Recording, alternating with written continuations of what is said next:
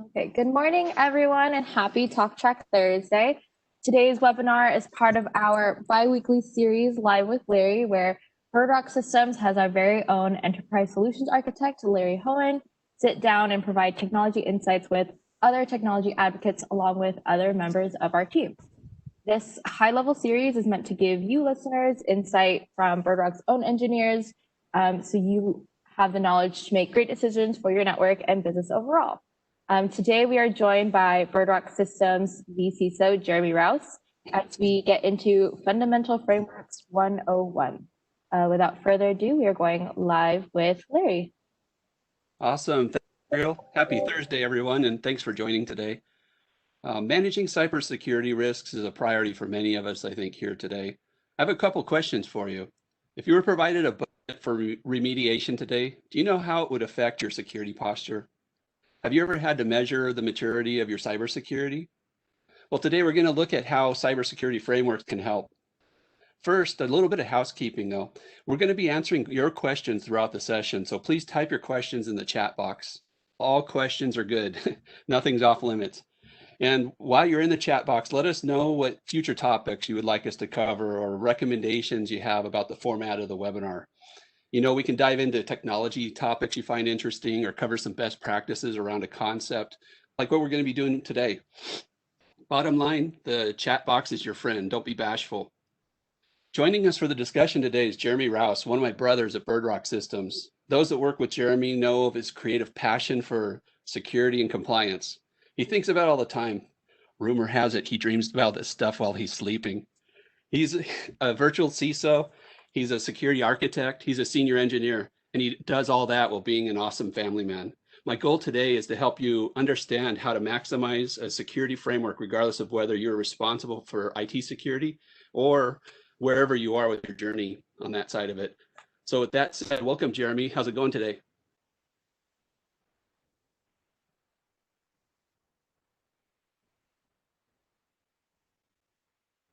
Sorry, Larry, I had you on mute.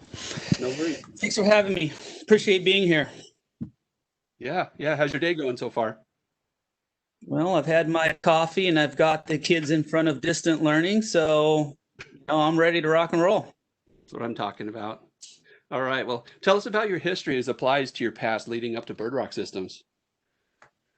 Yeah, so I can talk a little bit about my history. I started my career in the late 90s. Started off designing and building networks for healthcare systems in the Los Angeles area, Orange County area mostly. Then I became an infrastructure manager for a marketing firm for about 4.5 years, managing the data center networks, a lot of the infrastructure in general. Then I ended up moving to San Diego around 2003, 2004, where I started working for a blue chip company called Wireless Facilities, Inc. And I was an infrastructure manager there and a security engineer. And then I went to go work for the DoD. Spent about 8 years working with the DoD as a infrastructure manager and a security director. And then I ended up happily here at Bird Rock Systems about almost 9 years ago. That's amazing. So yeah, so I'm old. I can't believe we've been working together for that long. Time flies, at least for me, hopefully for you. Yeah, it does. It does definitely fly. All right. Well, jumping into it, I'm looking at the people who have joined so far, and it looks like a good chunk of them, not everybody's in security, at least security proper as a title and things like that. So I'm sure a lot of them work with security products and things along those lines. But thinking along those lines, just generally, what would you say is a good definition of a cybersecurity framework, and what is the main benefits of using one? Cybersecurity frameworks, I think at the end of the day, it's really a set of best practices and standards and recommendations that are really have been created and designed to help all organizations. So they're meant to cast a wide net And that's typically, policies, procedures, processes, to help all organizations manage their risk and kind of lower the attack surface in their organizations and secure their data is really it's my definition of a security framework. But they're meant to be a baseline for all organizations to use to help build and mature their security program. Yeah, and I think along those lines too, like you said, it's really for every kind of organization. I can't think of a company or organization that might be too small to use one, or might be in an industry that's not applicable to one, it feels like, right? It's pretty much across the board. It is, and there's pros and cons to it, right? I mean, there's definitely more pros to a framework. So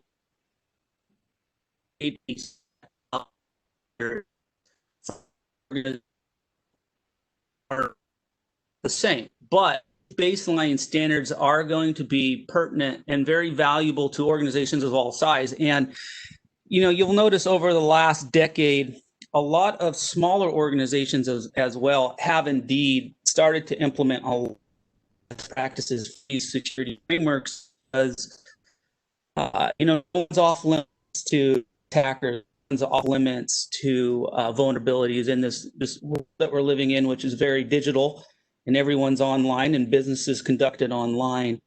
There's definitely risks at all levels of any organization. So that being said, the security framework is a great place to get started, especially if you don't know much about security or you're trying to build a security program for your institution. It's definitely a baseline that is pertinent for all organizations.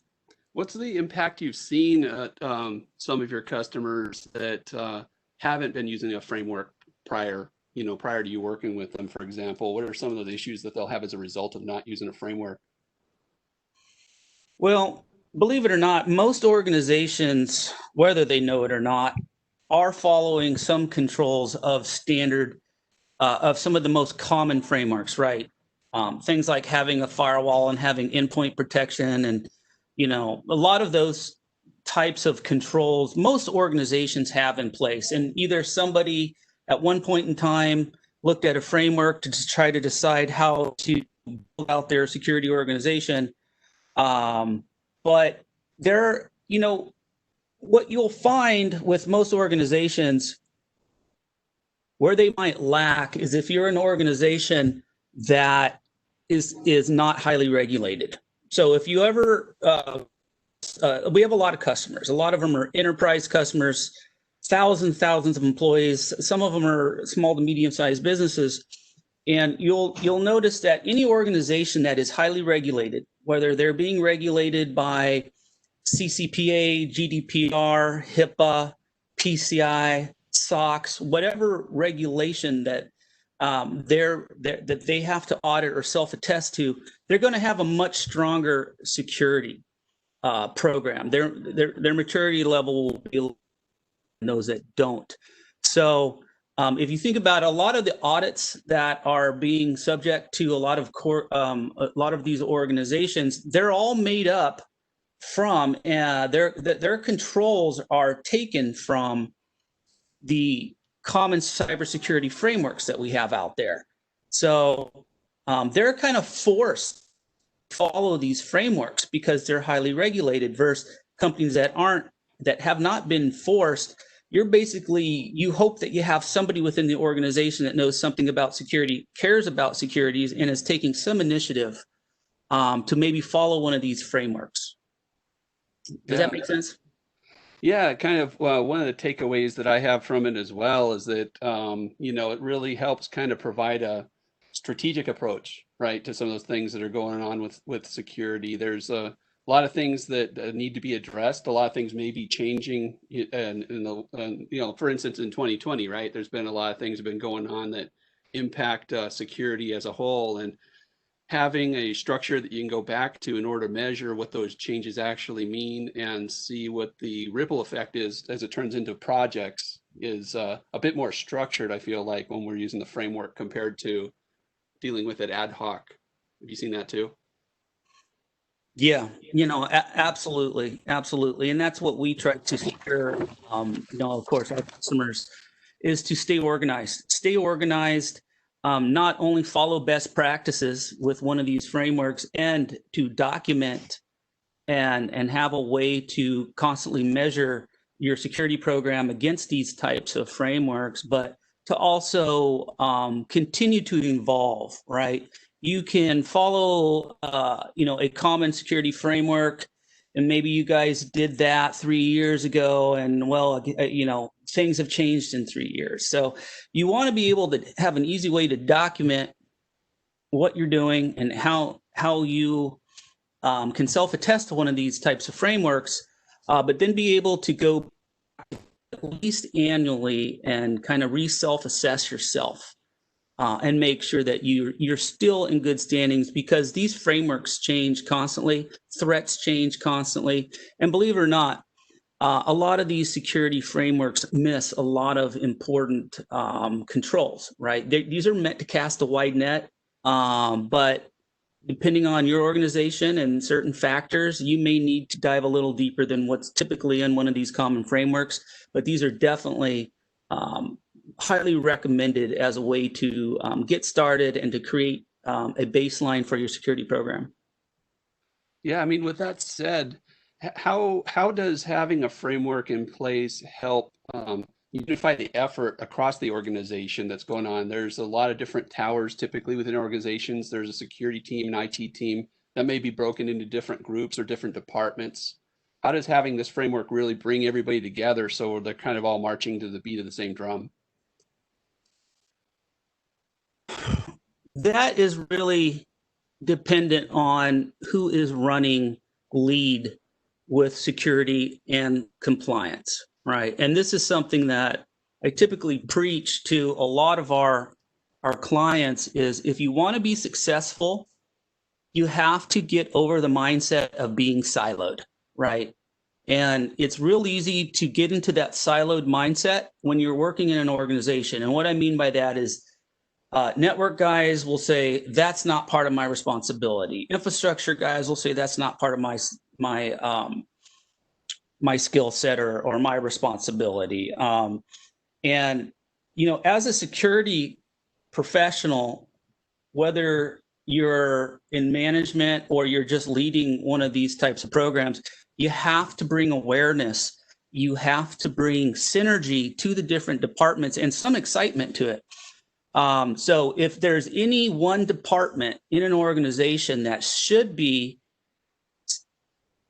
looking to innovate and really bring the teams together, it should be the security guys and the compliance guys, right? Because you cannot do it on your own, and you cannot have that mindset, well, that's not part of my responsibility. So it's really important for them to reach out to different departments and bring awareness to them, and to get some cadences going with those departments, but also to bring this same type of awareness to your executive committee, and so that you can get support there as well. Yeah, definitely. I know you mentioned them earlier with HIPAA and things along those lines, but I guess it depends on the industry. But across the board, what are the most common frameworks you're seeing right now? Well, from a common security framework, you've got NIST 853, you got ISO 27001, and you have CIS 20, right? And those are the three that the majority of organizations follow. But those are also the three that the majority of any type of compliance framework is kind of cherry picking controls out of to build their compliance framework. So between those three, that's what I see the most, and that is really what most organizations follow. If they are following anything, it's going to be one of those three frameworks. Yeah, I'm seeing the same as well. Ariel, I just was wanting to touch base with you so we can kind of continually answer some of those questions that are going on. Do we have any questions in the chat box yet? We got one. I think this goes based off of what Jeremy was mentioning, but what's the best way to create synergy across departments?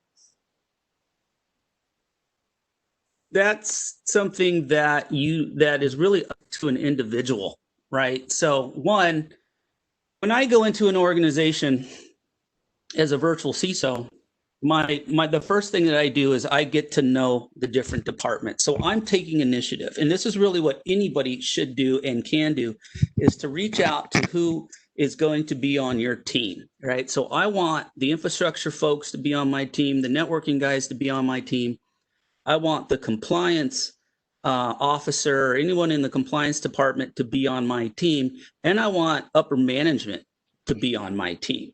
So, and the best way to do that is to create a steering committee of sorts, right? And it's really up to one person in any organization that decides to step up, take this initiative, and to start building out this awareness, right? This steering committee. And you'll find that when you go to these different organizations and you say, look, I want to build out an awareness, and I want us to, I want this organization to be aware of where the risks are to the organization, what's the impact of these risks, and I want us to mature. And I'm going to lead this. And it just takes one person to step up and say, look, I'm going to start to build this steering committee, and I'm going to have these people on it, and we're going to meet once a week or bi-weekly or have some kind of cadence, and really bring the awareness to the teams. And what you'll find is that people are more willing to jump into these meetings because they're about security, and security is a common concern in most organizations, and it's not difficult to get upper management to support this. So I typically go to upper management and I say, this is what I'm looking to do. I need your support. And they usually always give a thumbs up. And then I start reaching out to the teams and build that steering committee and start having that weekly cadence where we start discussing the different controls within maybe a security framework or an assessment that we've done, and identifying ways to come up with remediation plans to remediate risk that we've uncovered based on these different controls, best practices, or lack thereof standards. So, really it's somebody who's going to take the bull by the horns and start to lead a program of themselves and build that steering committee. That's a person who's going to be successful.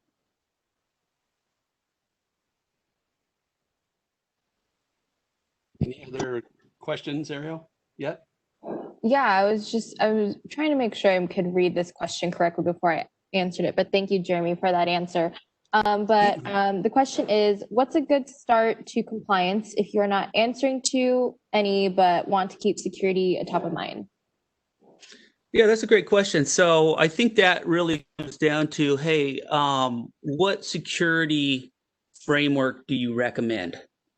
And I can talk a little bit about 3 common security frameworks that I had mentioned earlier. So let's talk about NIST. The NIST CSF 853 framework is really designed to be more on the technology side of things. And it was also originally developed for more of the federal and government space. And since then, a lot of organizations still pick it up and use that. But that can be a large assessment. And because the CSF 53 has over 300 different controls. So what the industry has done with NIST is they've created what's called a subcategory, and they've boiled if you're not a federal company, then following the NIST subcat is recommended, which has about 96-ish type controls that you can use. And then you have the ISO standard. ISO is not as heavily focused on technology as they are more operational. And so how NIST has gone and kind of merged with COVID 2019 is a way to bring more of the operational side of, let's say, governance to the NIST assessment. So bottom line, NIST subcat would be the way to go. I don't see too many companies using ISO. However, we do have some that need to be ISO certified. It's a very common certification, but usually there's a compliance or somebody in the executive committee that's requiring us to become ISO certified. And then there's the CIS top 20. So I would say, because I like things easy, I would say start with the CIS top 20. The top 20 is 20 controls. If you can answer those, then you're off to a very good start, right? And so typically once you get past the CIS top 20, organizations will want to get into more of the NIST subcat. And what we do at Bird Rock is we typically go into an organization and we assess risk first, right? Once we're getting to a good point with risk, and we use a COVID type, CMMI type measuring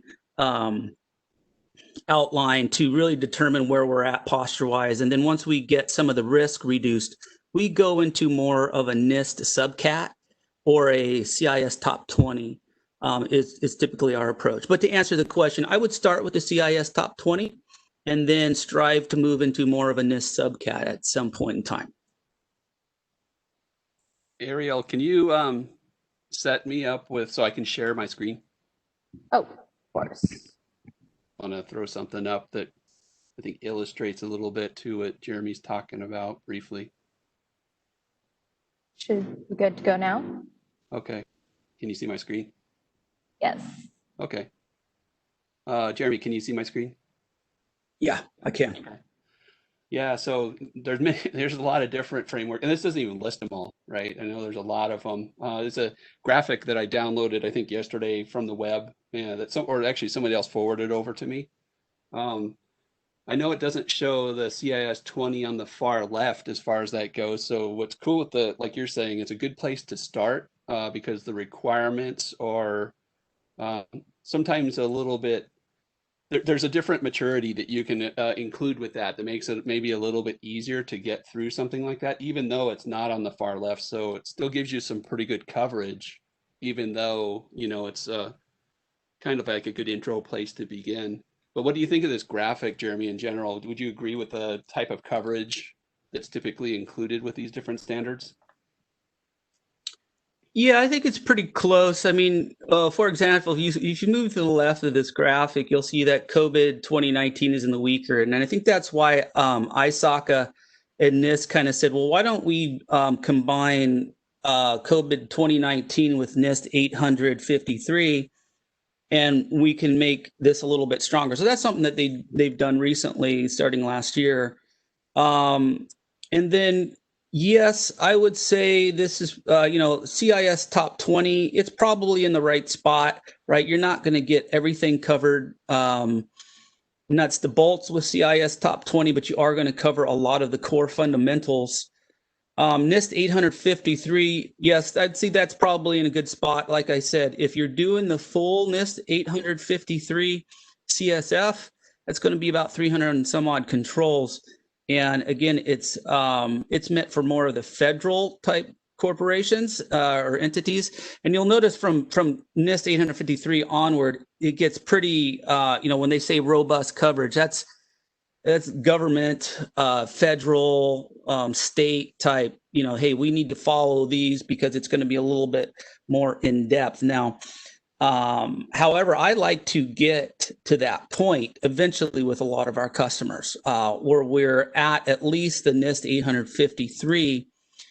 And then we typically keep working to improve that till we get to a more robust coverage. But what we have to do here before, you don't just jump into the deep end of the pool, which is the right side, right? You need to evaluate, you need to understand where the priorities are, because there's a lot of stuff. This is real easy to look at this graph, but at the end of the day, there's time, there's effort, there's money that involves us being able to start moving over to that right side. And every organization has a choice. They have a choice to make as it relates to security, right? And what they choose to accept, what they choose to ignore, what they choose to transfer, right?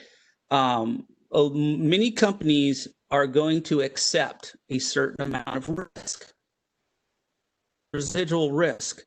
And so many companies may not move out of that middle tier there, the moderate coverage, because they've decided that the amount of risk to the organization that they don't want to invest anymore in their security program, where others want to continually evolve and continue to move to the right. And that just means more resources, more investment to get there. So every company, has to make that decision, and nobody just really typically decides, hey, if you're not federal or state, they don't just decide we need to be at the far right.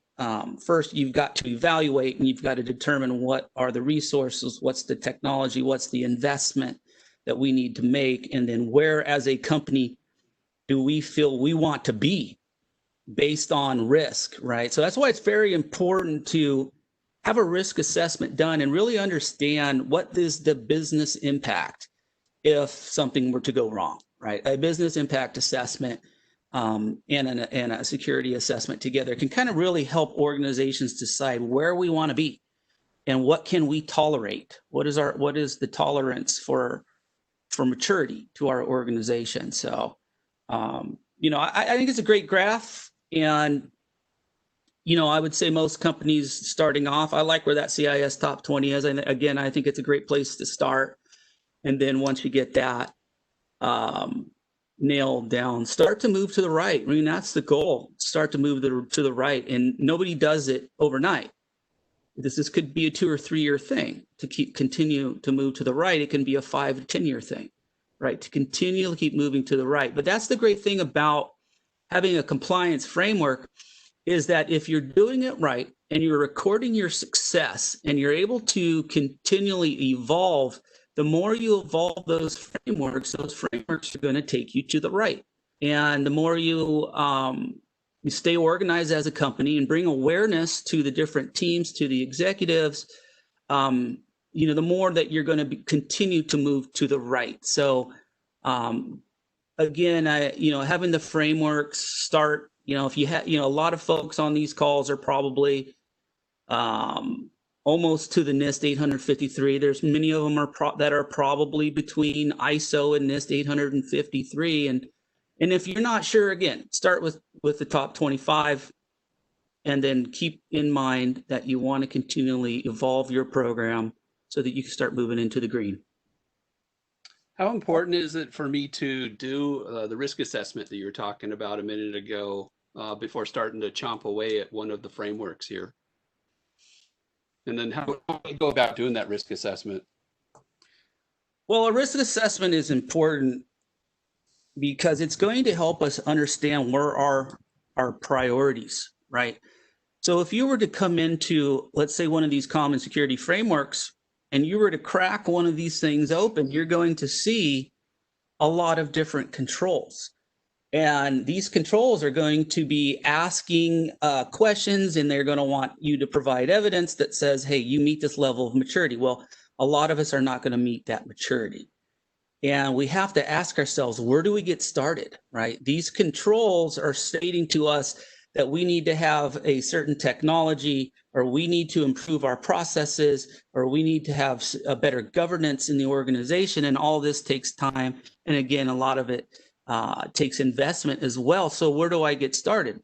How do we prioritize this? And that's where a risk assessment is going to help you. Is the purpose of a risk assessment is to use these types of frameworks, assess your current posture, and identify where's the critical risk. So we typically use, and most organizations use, or the industry uses, likes to use a heat map, right? So you look on this heat map, you've got red, you've got orangish, yellow to green, right?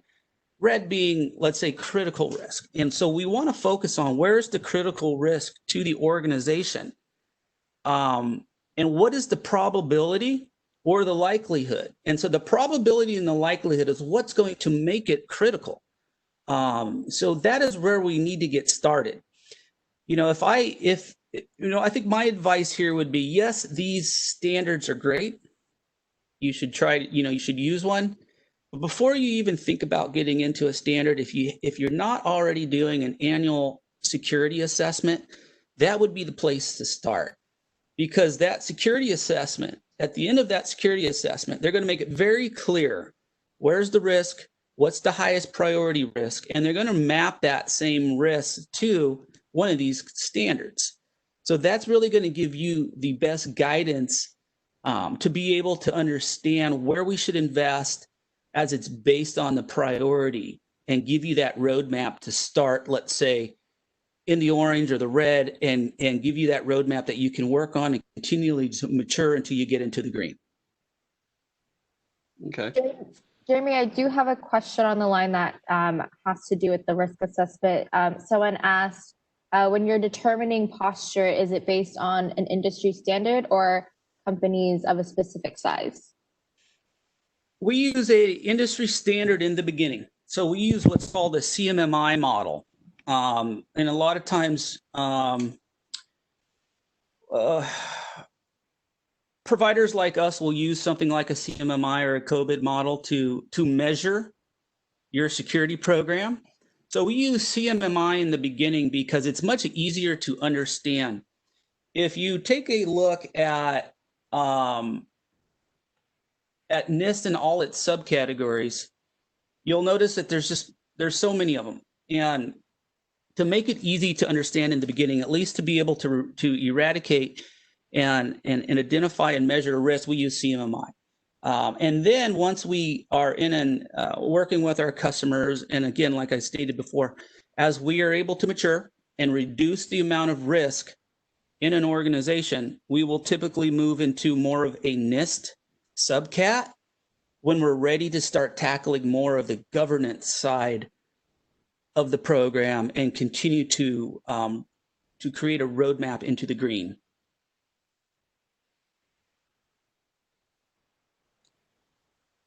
We do have another question that someone asked. They said, we're looking to formalize our practice and review of tools. What would you say are the top things I need to put in budget for next year? Well, so tools is a great question to ask. And it's not so much just spouting out a bunch of different tools. It's understanding the tools that you already have and the risks that you have. So, and it's not hard to do. I do this all the time. I just did this yesterday and the week before that with, it's the time of year where our clients are trying to budget for 2021 and they want to know what tools should I have. And so what we do is we'll get on the phone with you and we'll do a quick roadmap session and we'll understand what you currently have, but and then give you some advice on the types of tools, what's trending out there. But I will say that most organizations have certain tools, and there's a whole bunch of tools out there these days, but you're always going to have what's common, and I'll speak to what's common is a managed security service, an MSSP or an MDR. MDR means managed detection and response. So that's a logging service, right? So most organizations have that, or it's on their roadmap. Next generation firewalls, of course, that's been trending for 10 years. If you don't have one, you're long overdue. Next generation endpoint solutions to replace some of the legacy signature solutions are very common, very hot. You've got a lot of different solutions out there like SASE, which is a secure access security edge for work from home. That's real big right now. People want to know more about SASE and how they can secure their users that are working remotely, how we can authenticate users and authenticate devices. So, and there's CASBs, there's PAMs, there's so many things out there. But, a lot of that stuff, when I do a security assessment, I have what's typically phase 1 tools and phase 2. Phase one, meaning these are the ones that we really need to have that are going to reduce the most risk in our organization. And then phase two are like, hey, these would be great to have, but not 100% necessary right now until we can mature into these types of tools. So I hope that helps. And then the other thing that I would highly recommend is to take us up on an integration discussion, right? Understanding how the tools that you have integrate with each other, or the tools that you're looking to purchase, how those are going to complement the tools already in your environment from an integration point. So don't just go out there and say, I'm going to buy an email security gateway because I know I need it. How about saying, I'm going to buy it because I know I need it. We've had phishing attempts and we need to have better email security, but I want something that's going to have an integration with my endpoint solution and my firewall, because when that email gateway, which is going to detect threats, it's able to share that same hash or those same indicators of compromise with my endpoint and with my firewall. So think about integrations and don't think myopically when it comes to buying tools. Yeah, integration's a big part, right, Jeremy? I mean, there's a lot of different tools out there and they all do a very good job independently, I think, for what they do. But once you're able to get them to talk to each other, so when your endpoint detection software determines maybe that someone's an endpoint's been compromised, and then being able to either automatically adjust firewall rules perhaps, or something in maybe Office 365 when it comes to their ability to maybe limit them from being able to send email out till that issue is addressed, is pretty, that's a big differentiator with products, I would say, a lot of times, because the roadmaps that different solutions have vary quite a bit from product to product. You know, not all solutions are built the same, and some of the best in breed technologies make those integrations much easier. Sometimes it's almost like just putting in a username and password and integrating the tools together. They've worked with other partners to build those, what they call a technology alliance partnership, to integrate. So that's why the term best in breed really is best in breed, because the bigger the company, the more money they have for research and development. That means they're going to have probably a lot more partner relationships and much more integration options for you. Yeah, definitely.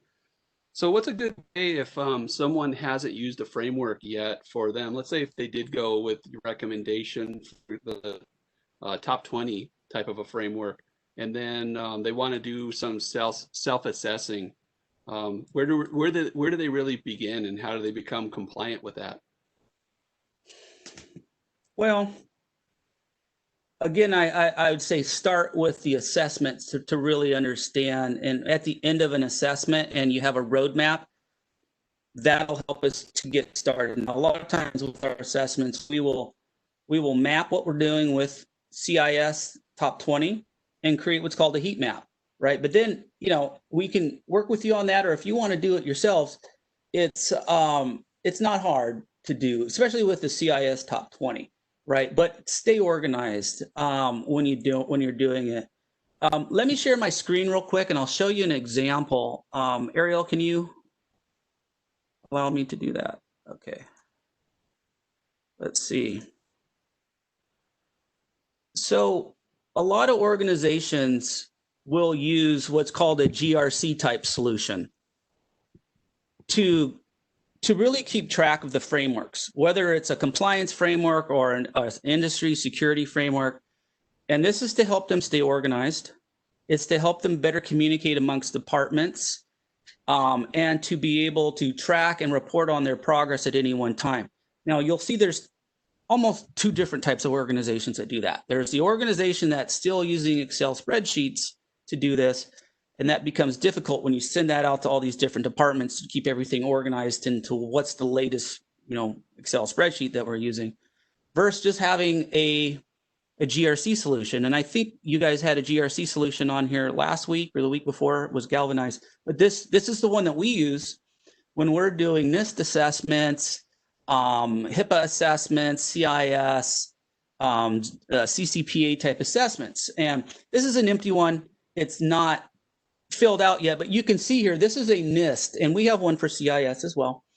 And this is a subcat, right? So NIST obviously has its 5 core families, and oh, let's see, 5. And then under the 5 core families, we have all these subcategories, right? And so what we want to focus on here are the controls, right? So here's all of the different controls for the NIST subcat, and you can see there's quite a few of them. But if you can drill into any one of these, right, ask you about this control. And so this is one of the areas that a lot of companies get confused with, is understanding these controls. And that's why a solution like this is great, because it says remote access. This is a pretty generic control right here. Let's get to something that's got a little more meat to it. But, it's asking, are you collecting data? Data are collected and correlated. All right, this is kind of talking about a SIM, something that's able to do event logging, right? And you may ask yourself, well, what does this mean, right? So you want something that's going to be able to give you a little bit more information about this control, so that you can answer it appropriately. There's usually some supplemental guidance that'll make it a little bit more clear for you. And then you can score it. Now you feel comfortable that, yes, we are doing this, and yes, we definitely want to do this. It'll give us a risk score, and then here you can add your evidence. You can upload the evidence that you achieved this, and then you can rate what's the inherent risk versus the residual risk, and so on and so forth. So this is great because this is a living document or a living portal. We can go back to it any time, and we can run reports at any time on where we're at with this.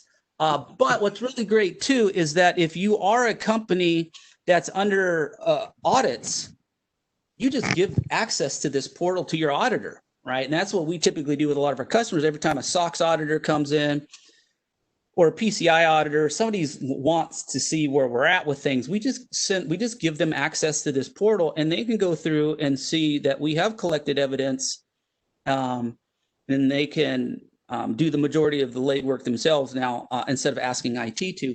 So this is something that's really good to have, whether you use one from a provider like us or you go in and procure your own. But I would highly recommend something that keeps you organized, allows you to upload evidence, and allows you to provide a risk score. Do you have, thank you for pulling that tool up, by the way. On the first screen that you had up, there's a couple of charts, that were empty because it was a new assessment or a new framework that was put together. But I like the concept of the spider chart too, because like if I'm on the IT side of the shop, and I'm trying to understand how an endpoint protection is going to help impact the overall posture, it's cool that you can plug something like that into the tool and kind of see the before and after with that spider chart. It's like, here's where we are now. Once we have this in place, it'll expand it to these areas as well, which is pretty neat. It's hard to do that. I'm thinking like before these tools were available, which wasn't that long ago, right, Jeremy? It seems like where we had to use spreadsheets in order to track a lot of these things and stuff. And it was very difficult to quantify what the impact was going to be on a capital expense or some service that we're signing up for, to see how really in black and white, how's that going to improve our score? Yeah, no, absolutely.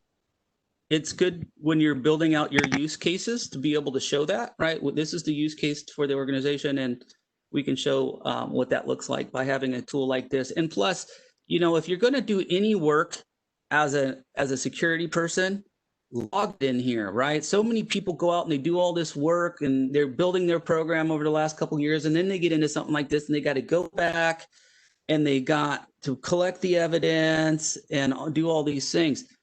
Something like this should be part of your daily practice whenever you're remediating or eradicating risk or maturing your security program, so that you're constantly logging this. And what's great is when you take something like a NIST subcat and you fill this thing out, and you can, this is your statement of security. So if anybody's asking what your security posture looks like, you can use this, whether it's clients that are asking for it, the bank's asking for it, insurance companies asking for it, third parties asking for that statement of security. This is a great statement of security. You can pull a report out of here and show them, how you measure up to the NIST standards. And NIST is common. It's a common standard. So that's going to really alleviate a lot of work for you. So use this tool and keep it always up to date and always be adding to it. That's what a GRC solution is meant to do, is to constantly be recording the risk to the organization and the remediation efforts that we're doing so we can properly score and understand our risk footprint from a high-level, holistic organizational standpoint. When we were looking at that, like the graph that I was displaying earlier, for coverage to robust and all those different things, and we were talking about kind of starting in the middle, right, with one of those frameworks that was there, and then you can grow from there.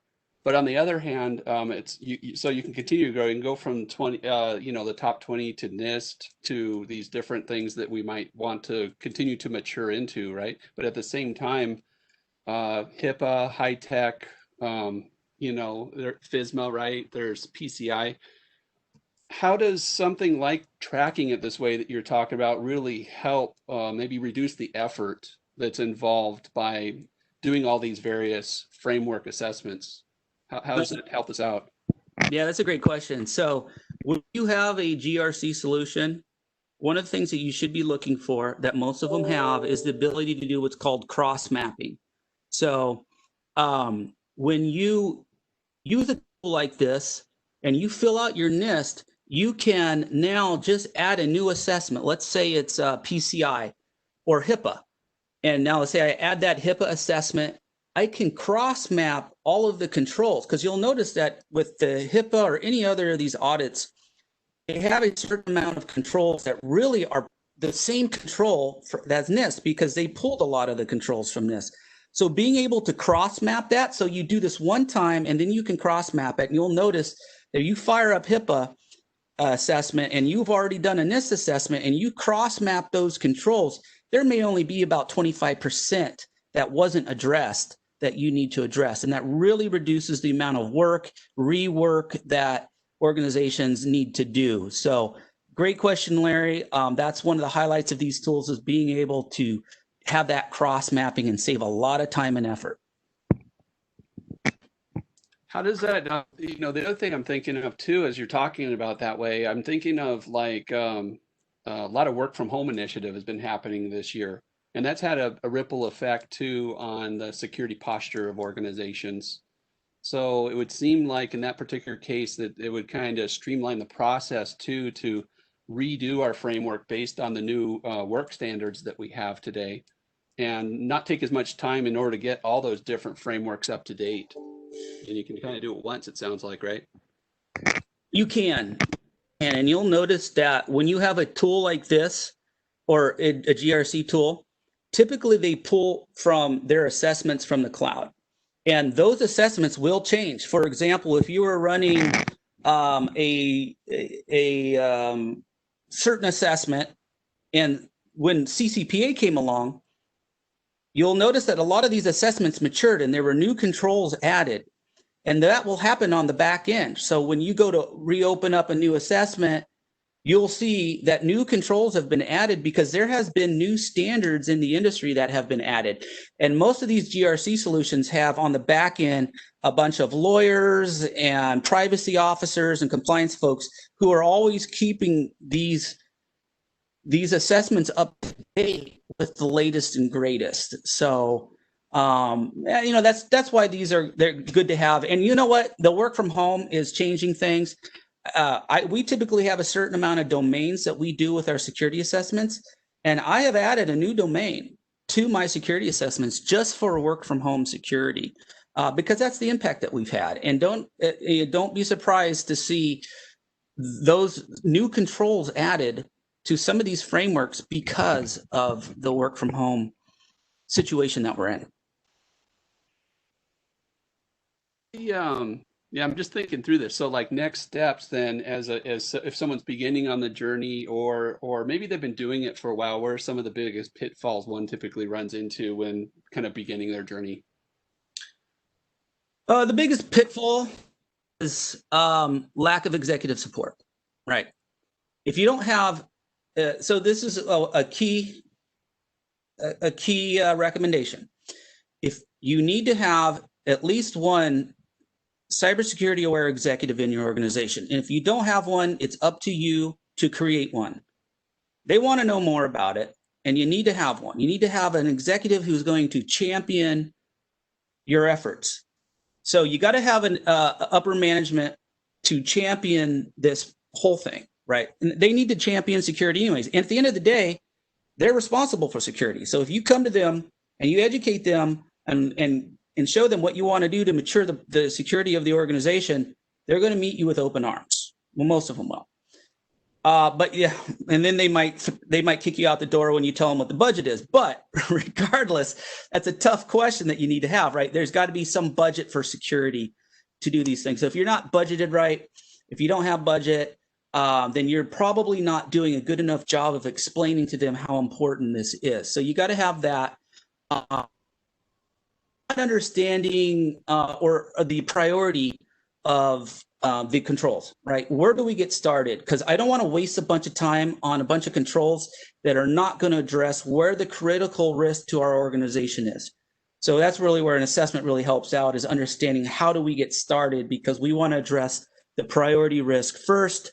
I'd say, if you don't have a compliance officer, that can be a challenge, because they usually champion these types of initiatives as well. But I'd say those are the biggest prohibitors, that I see that are most common. Yeah.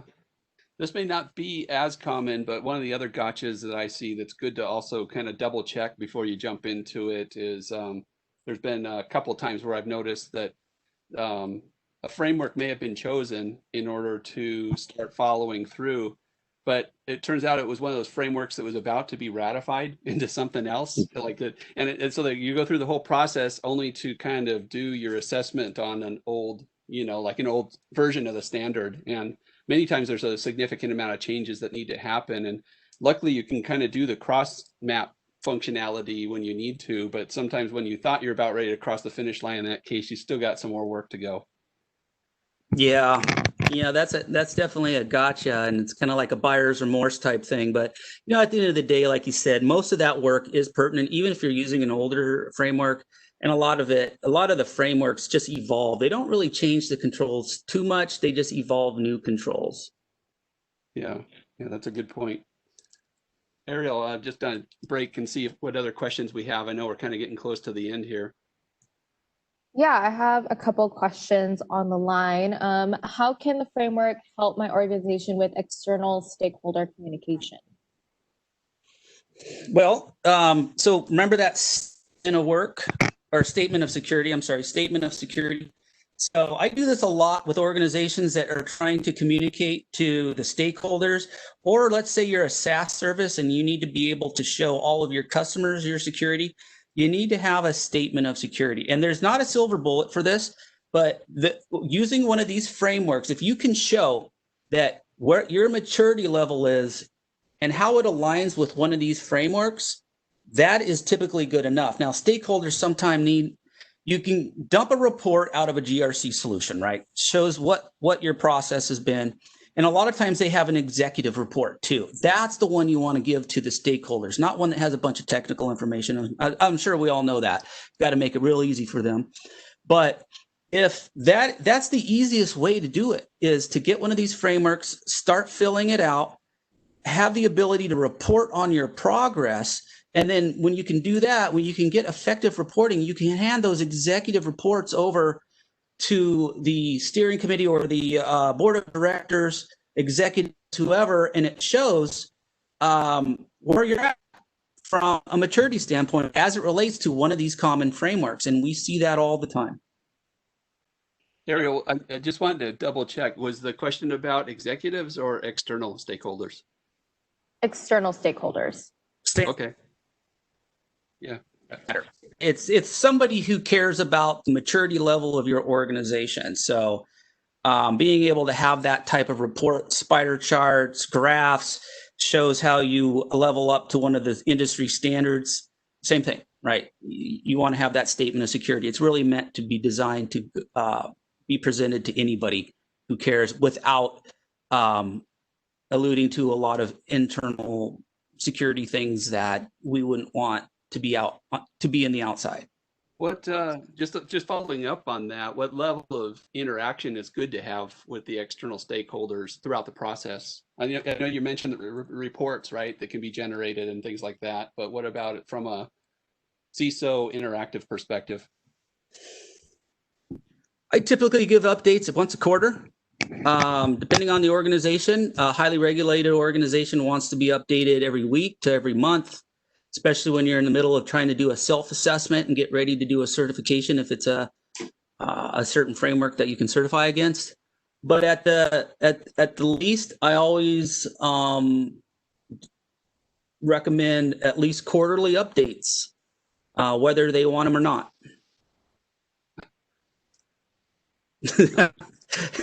Well, I mean, this is how you're going to be successful, right? It's best for you to give them more, and then instead of them coming to you and saying, "How come I haven't received anything from you in 6 months?" That's true. That's a good problem they have, where they're asking you to put the brakes on because you're communicating too much, I guess. Yeah. And they don't usually tell you to put the brakes on. No. I like that. Well, we do have a couple of minutes left, so I'm going to ask this last question and then let you guys give your final thoughts. What are some of the best practices around having company-wide cyber awareness? Well, have an LMS system, right? You need to have. This is not a learning tool, right, or what we're talking about today, but awareness really comes down to a user awareness solution, which is typically also known as a learning management system. There's a lot of them out there. They've come down a lot in price over the years too. But we work with a few of them here. We can give you some guidance on the ones that we've used. But yeah, I mean, you want to have a good user awareness solution to do that. Larry, you may have something to add. No, I think you covered it really good there, Jeremy. Well, thank you, Jeremy and Larry, for joining us today. We appreciate your endless knowledge of all things technological. I'm sorry, I'm tooting your guys' own horn. But anyways, thank you to everyone who joined us on the line, and we appreciate you guys joining us and taking the time this Thursday. Thank you again to Larry and Jeremy for all of their insight and recommendations and advice. So if any of you guys on the line have any questions, want to schedule a technology roadmap with Bird Rock Systems, feel free to reach out to myself, to Larry, to Jeremy, to anyone from the Bird Rock team. They can get you started with that right away. And be sure to follow us at Bird Rock Systems. It's listed all right here. And join us in another 2 weeks as we go live with Larry again. So thank you, everyone. Have a good Thursday. Thanks, everybody. Stay safe. Talk to you soon. Have a great week. Thank you.